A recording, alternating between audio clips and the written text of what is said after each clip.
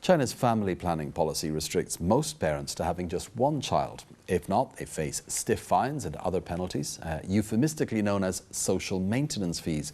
For years, the public has been bombarded with the government propaganda insisting the policy has been a huge success and must continue if China is to prosper, despite the fact that countries like Japan have far higher population densities or that Taiwan has a far lower fertility rate despite having no such one-child policy. With the body that oversees birth regulation now being partially subsumed by the Ministry of Health, many have speculated that the unpopular policy's days are numbered. Whilst the authorities involved insist officially that this is not the case, many experts say this is a face-saving move and believe that in reality change is on the way and soon. So when even a high-level government think tank, the Chinese Academy of Social Sciences, suggests the fines for having another child be gradually abolished, as it did in a recent report, how do people on the streets of Beijing react? Our researcher Marf Ling went out to ask. I think abolishing the fines is a good thing. Surveys have shown that the Chinese labor force is shrinking, and our economic development has to rely on the labor force. I don't support abolishing the penalties. The population in China is too big, so there should be a way to limit the population. China is fast becoming an aging society, so parents giving birth to a second child would be better. The suggestion to abolish these fines is good. I agree. I think the penalties for having more children are okay. It's true the one-child policy has produced more boys than girls. But a lot of parents prefer daughters now, so there's no need to worry about a gender imbalance. I think older people will agree with the suggestion to abolish the fines. And I think wealthier people will support it more than those less well off because raising a second child brings huge pressure for poor people, but not for the rich. Since the one-child policy was implemented long ago, a lot of children have no sisters and brothers. But in Chinese traditional culture, people always wish for lots of sons and grandsons. So I agree with this suggestion. Some thoughts from the streets of Beijing there on disputed views on whether the one-child policy has chances of being relaxed in the future. Differing views from different sides of society. And before we go today, time for some reaction from a Chinese cartoonist to less than sympathetic reactions from bystanders, which may actually encourage those considering suicide to follow through. Now, if we have a look at this cartoon, it's by Jiao Haiyang, comes from cnsphoto.com.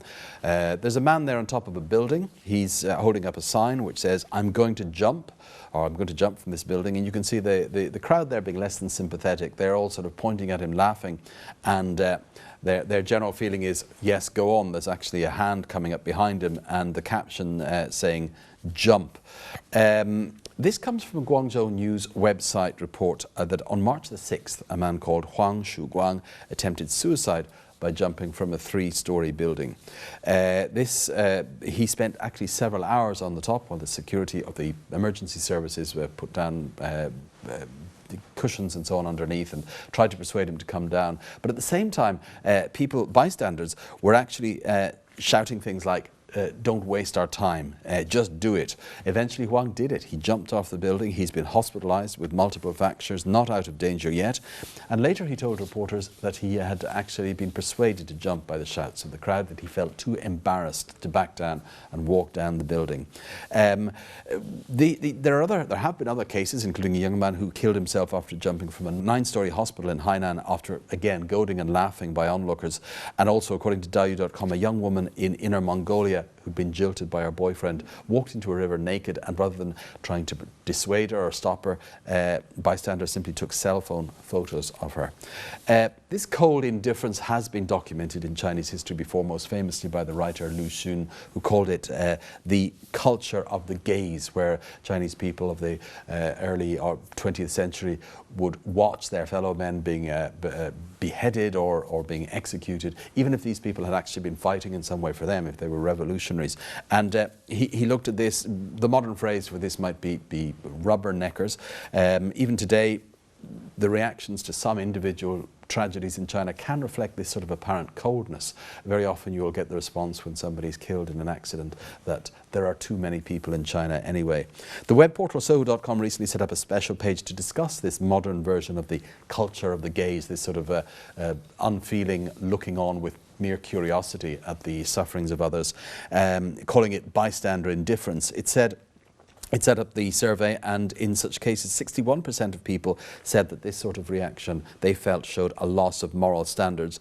25% said it wasn't good, but they didn't think it was actually a sign of moral decay in Chinese society, and 10% of them said they felt that it was simply normal curiosity.